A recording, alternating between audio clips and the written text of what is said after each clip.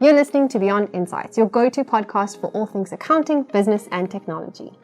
From cybersecurity and AI innovations to sustainability and work-life balance, we've got you covered. We host insightful guests from different backgrounds, industries, and locations all around the world. From this diversity of thought, we aim to find solutions to some of our most pressing business problems. Thank you for tuning in. Let's dive right in and go beyond insights.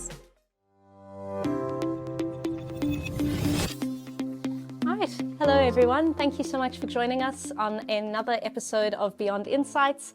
I'm Alex Hoffman, Swift's Engagement Manager, and today I'm joined by Kabir Thakor, whose surname I had to make sure I was pronouncing correctly, who is the National Partner Growth Manager at Nagging Panda. And we're going to be discussing how bridging the technological skills gap can help to alleviate poverty, which is obviously a very big topic for a 30-minute podcast. But it's something that we're really passionate about and are really keen to get into. So thank you for joining us. Alex, thank you so much for having me. Thank you for allowing me to, add some insights and inspiration towards this topic. As I mentioned, to you previously, this has been something a part of my life for a very long time. It hasn't just started. It has been imbibed every single day. I wake up and find new ways or ideas or collaborate with people, share knowledge on how are we actually going to make an impact to not reduce poverty but increase employment. Because, for me, that's a massive difference. The way you are looking at it, if you're trying to reduce unemployment, you're looking at the problem. And if you're trying to increase employment opportunities, you're looking at a solution. So it's about the mindset shift. It's about that. It's about compassion. It's about, giving back. It's about philanthropy, all of those that I'm very passionate about. And of course, I love it when people win. So when people get employed, when people find new skills and apply them and make money from it, that makes me happy as an individual. So I'm going to begin by just, introducing my background and where I'm from. And I was actually born in the UK. Funny enough, my mom and dad got married in the UK. My mom, so she was born in Malawi, a country that is in Africa, a very small country, got a beautiful lake. And as a child, I had the opportunity of growing up there. And that was where I first started to understand what poverty looks like. Because I believe that in South Africa, we haven't led to that stage yet. We are so blessed as a country. If you have to visit other African countries, you'll realize the infrastructure, the opportunity, the development and growth opportunities here available to us are at scale. There's something that I will discuss in this interview that will hopefully inspire individuals to understand this is what needs to happen.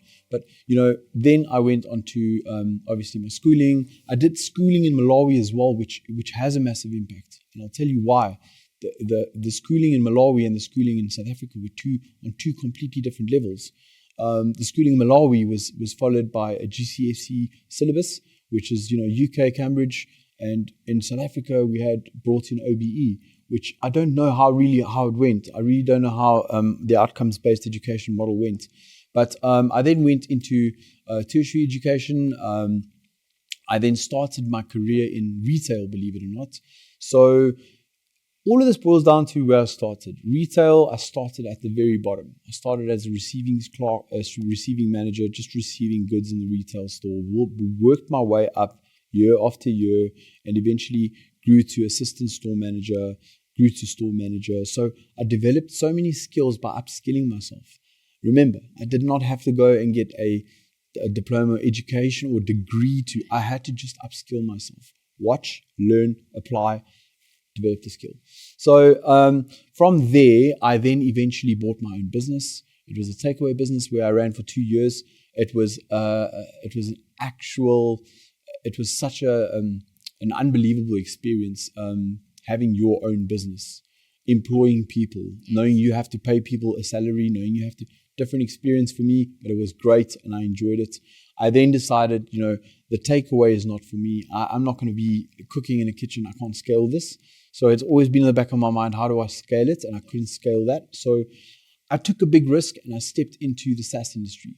And that's where I started realizing that all of these moments of impact that have happened in my life where I've experienced or witnessed poverty, I realized the link between technology and poverty alleviation, and how that can actually bridge the skills gap or speed up the rate at which technology can alleviate poverty.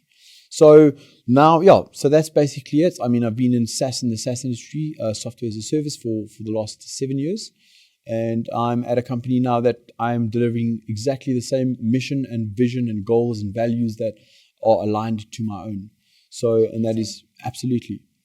Thank you for that. So that's the introduction of myself, and So you've made it very clear you are passionate about reducing poverty. Absolutely. How do you think that we can make this dream a reality? So, in my own opinion, and I speak this to many people, and I just discuss, debate, collaborate, but we've basically need to understand the difference between an education and upskilling. If I have to acquire an education, I acquire a degree, I acquire a certificate on Udemy, on LinkedIn, I acquire an education, but it means nothing if I cannot take it and apply it into technology, or use it, apply it in tech, and develop the skill. So that we need to understand the difference between acquiring an education and upskilling is that upskilling is the application of the theoretical knowledge you have obtained from the education. So we need to know that getting your education is not the goal. It's how to use that education to upskill yourself to make a difference. And, taking ownership as individuals. We have for too long relied on government, we've relied on private sector, we've relied on everyone else to come and say, hey, here's an opportunity. We have to take ownership and as individuals ourselves, whether you're employed, unemployed, whether you're a business owner, accounting firm owner, to develop skills from tech platforms that are available. Now, in South Africa, we have access to YouTube. I'll give you a quick example. In the year 2016, just a spark of interest, I had absolutely no idea about what I was doing, but what I was trying to attempt. But I developed a skill in 3 hours. I literally watched a 1-hour YouTube video on how to develop a website. I made notes on it. I took those notes and I applied it within WordPress and 2 plugins, Elementor and Astro Pro, and I developed a beautiful looking website. And that for me was like, this is unbelievable. Yeah. I can learn for free. Or, nothing's for free in life. There's no such thing as a free life or a free lunch. But yes, I developed a skill by watching a YouTube educational video. So, there's taking ownership, which is big. But what we need to look at as a broader scheme of things is how can we develop skills as fast and as quick as possible to outsource these skills to the rest of the world? We have the educational, the competency levels of there. We have, SAICA is number 1 in the world in terms of our chartered accountants. It is there. So we don't have a problem with the level of, or especially post-tertiary, we don't have that issue. How do we take that and scale that to the rest of the world so that we can outsource labor? Outsourcing labor through technology to the rest of the world will increase employment opportunities for South Africans. And it's definitely something that there's a demand for when so many other countries like the United States and the UK as well, they have a shortage of accountants. They're really looking to find qualified people. It's really an opportunity that we should be seizing. No, we should take every single opportunity we can find and market ourselves strategically so we can position ourselves to match what they're looking for in terms of labor. But nothing is stopping us, Alex. Nothing is stopping an individual from going onto YouTube or going onto an accounting software tech platform that provides free certifications, allows you to open up free trials, allows you to apply the certification knowledge into the free trial, or your educational knowledge from varsity allows you to apply it within a free trial, see how that goes. Nothing's stopping us from that. So it's a big thing, it's a big point that you raised. But one of the other things I wanted to actually say is that one of the major things we need to do as a nation is we need to drive compassion. We have to have compassion. We need to understand that we might be in an economic depression in South Africa. Although it seems like consumer spending is on the rise, it does seem like things are starting to positively lift up slowly, but we must drive compassion, and we're all climbing the same mountain together. So instead of competing with one another, collaborate.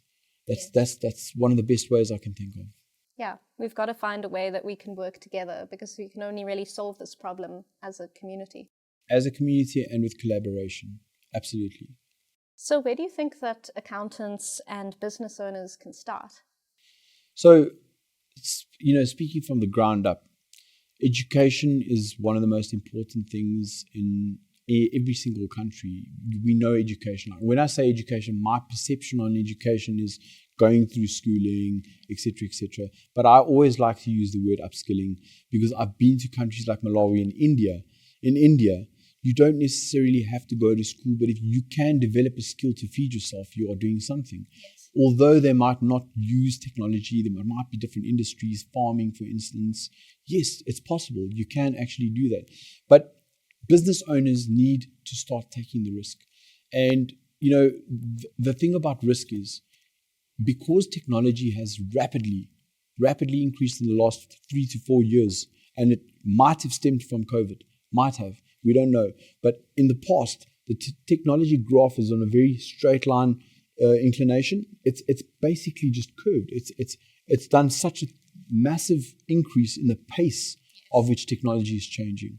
So the issue we're facing is how are these businesses managing to still stay afloat and survive from a global landscape? South African businesses. My dream is for South African businesses to take your product and your services to the rest of the world. Yes. Nothing is stopping us. So in that instance, historically, we have to look at history. My grandfather stayed in Malawi when I was young. And he was a very well known accountant, ACCA qualified. He actually did the books for the former president for one of his companies, Dr. Hastings Kamuzu Banda.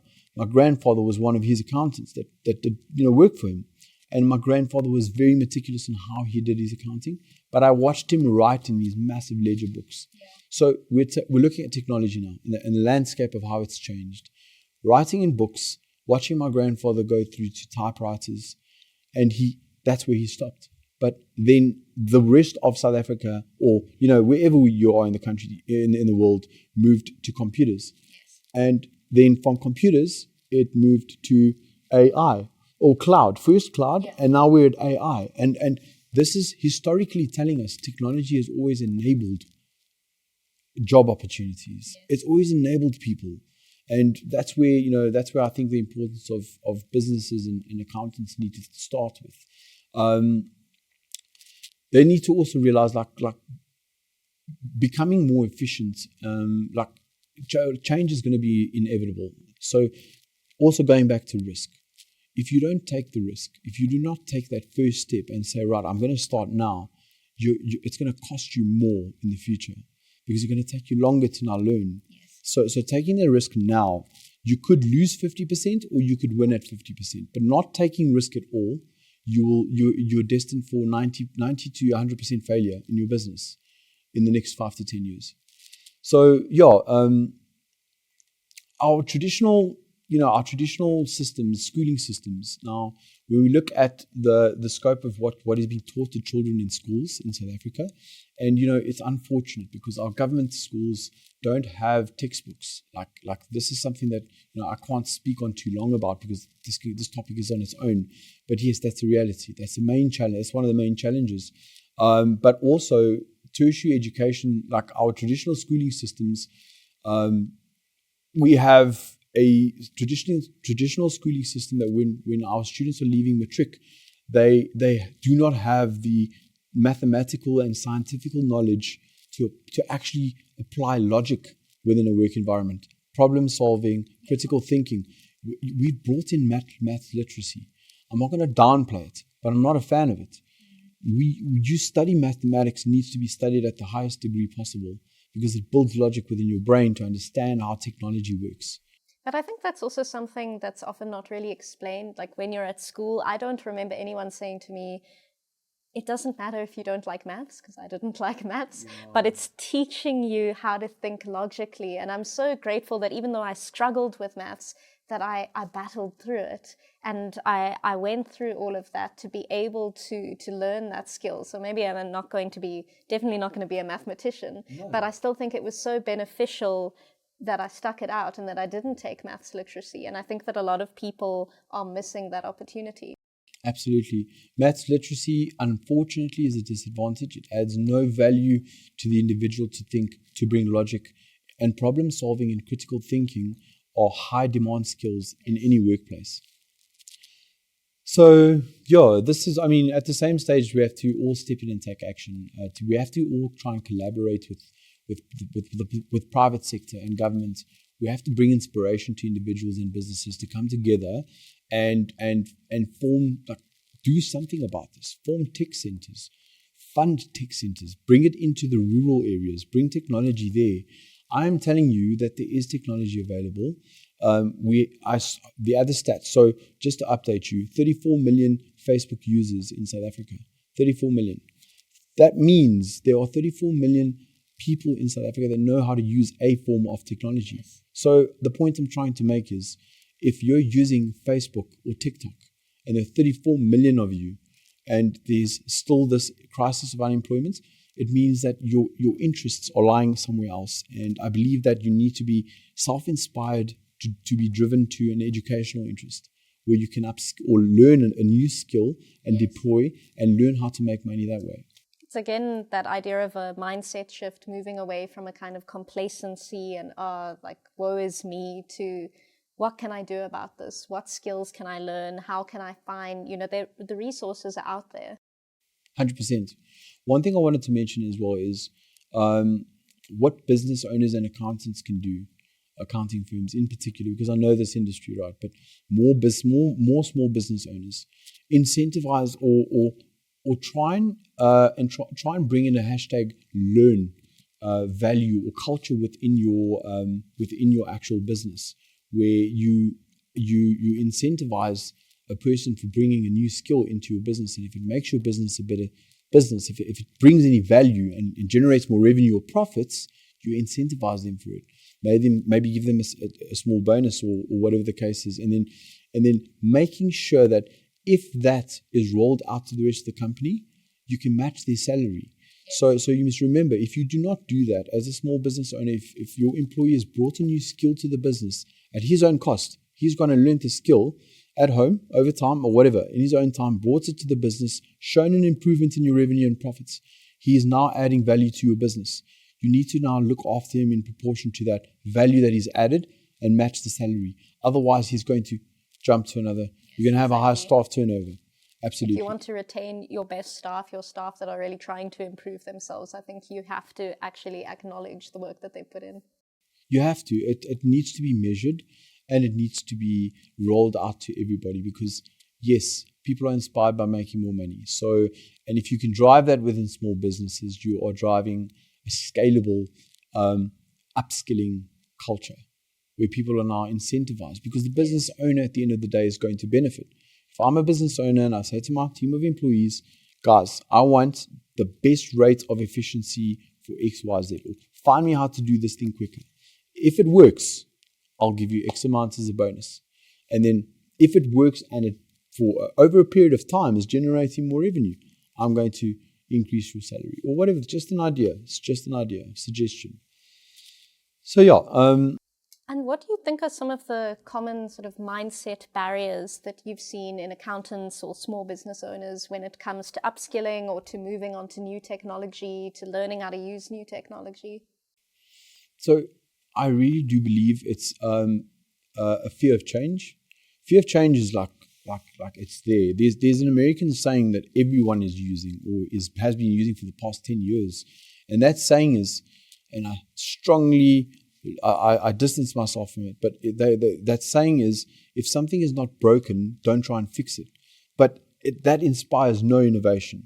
So we are constantly evolving. If technology is moving at such a rapid pace, how do we keep up? And the challenge is fear of change. But business owners must understand that risk is not to be perceived as a cost. It is risk should be perceived as an investment. Because if you look at it as an investment, if you lose, you're learning something. Yes. If you lose money, it's fine. You're learning something, so you can always constantly develop. So, absolutely. One other major challenge is accounting practices. Business owners always look at cost of a product or a service as opposed to the value that it brings. Now, initially, it's hard to determine what value you derive if you have to invest. But that boils down to the risk again.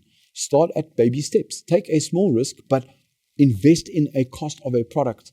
If the person is telling you your efficiencies will increase and you'll gain more time, with the time you'll create more revenue, that is an opportunity. So looking at cost first versus value. I'll give you a quick example. If I'm a logistics company and I use my car to deliver packages, okay, I'm paying 300,000 Rand for this car. I can deliver from A to B. If I now go and buy a truck, which costs me 1.5 million Rand, I can 10 times my load, but my revenue will be higher. So look at that. That's an example of looking at value first. Yes, I'm paying more for the product, but I'm earning more money. So that is one of the major challenges, is most business owners and accounting firms first look at the cost of something and say, oh, wow, that's too expensive. Yes. Personally, I've literally removed the word expensive from my entire vocabulary. So for me, something is either cheap or it's overpriced. So it's either cheap because, it's cheap and I can afford it and good on you, or it's overpriced and I haven't seen the value. Yes. So yeah. But if you can see the value, then it's worth the cost. Absolutely. Another thing to just touch point of is, I see a lot of business owners that have a lack of inspiration to grow. And this stems from everything. I mean, as I said, we are in that situation where South Africa is facing so many different increases, like tariff increases in electricity. All these other costs are coming into play. We do have an ongoing crisis of electricity, load shedding or power outages. We have to adapt. We have to bring that resilience back into us. We are resilient as South Africans. We are a nation that has been through a hell of a lot. And we can drive those values from the past. We can say, right, bring that inspiration back and make it work, make it happen. I'm interested, have you noticed any key differences in the mindset of graduates who are entering the workforce versus more established accountants and bookkeepers or business owners? Yes. Especially when it comes to technology. So when it comes to technology, what I've noticed is that there are younger accountants that are coming into the workforce. I'm speaking about younger accountants, but also younger entrepreneurs, yes. Like a few that I've met that I've been inspired by. And they are actually embracing technology. So they are actually saying, I'm gonna actually use this tech tool, or maybe they have more of an understanding of how to use technology. Whereas the older generations are complacent and find no reason to actually say, I need to change or to better or to improve, because they haven't yet seen what risk lies ahead of them, or not risk, maybe the wrong word, or what dangers lie ahead of them in terms of business continuity. How long will the business drive for? It comes from the top as well. Directors need to understand, But yeah, anyway. Thinking about small businesses in particular, then, we often talk about small businesses as being the backbone of our economy, or words, backbone of our economy. What do you think are some of the key challenges that they face in terms of scaling and scaling sustainably? So, a very good question. I think we still have to redefine what scalability means for South Africa. That's one of the pointers. We need to understand, I know for a fact, our accounting firms and our business owners don't know the impact of scaling. They don't understand economies of scale and how we can reach the global markets through technology. So that's the one point. Another point is the productivity challenges due to doing things manually. As a business owner, if I am doing things manually, I am using up my most valuable resource, which is time. And time is the one factor that can drive profitability. So I need to understand that, that productivity challenge, it comes in because I'm trying to do things manually. If you cannot, so you're either going to have time or you're going to have money. So if you don't have time, okay, invest the money and get someone to do it for you. If you have the money and you don't have the time, it works both ways. You can either do it yourself or you can get someone else to do it for you. Either way. It's basically that. That's what I can add for those as a suggestion. How do you think we can sort of reimagine the idea of education to better equip people with the skills that they need in this very tech-driven world? So we must understand that you don't necessarily, like this is my own personal opinion, you don't necessarily have to wait for something to happen, like to obtain a degree or to first qualify in something or to become a SEMA graduate. You don't have to wait for that to finish in order to upskill yourself because of free information available for you to learn from on platforms. So that's one of the main things that I can think of. You don't necessarily have to wait for that. That's a big one though. That's something that people must understand, that you don't have to wait for that. You can actually log onto YouTube, type in, learning Python. I tried, I just ran out of time. Learning Python, I started learning how to develop web-based applications on Python. I was just like, okay, this is too much for me because the website was cool enough. It showed me how to actually develop a skill. Cool. So yeah. Yeah, you can learn pretty much anything online. You can, and that's the enabler, is that the technology is there for you to learn. Absolutely.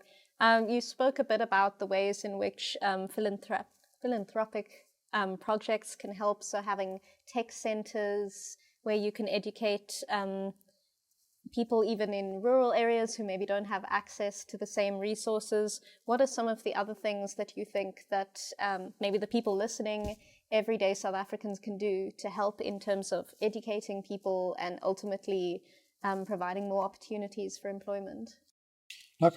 Somehow I wish, so one thing I would want to happen and see in South Africa is placing secondary or secondary level, when you're in high school, placing those students in touch with university students. So there's a transfer of skills that happen there. Okay. Then placing university students in touch with people that are actually working. So there's a transfer of skills that happen there.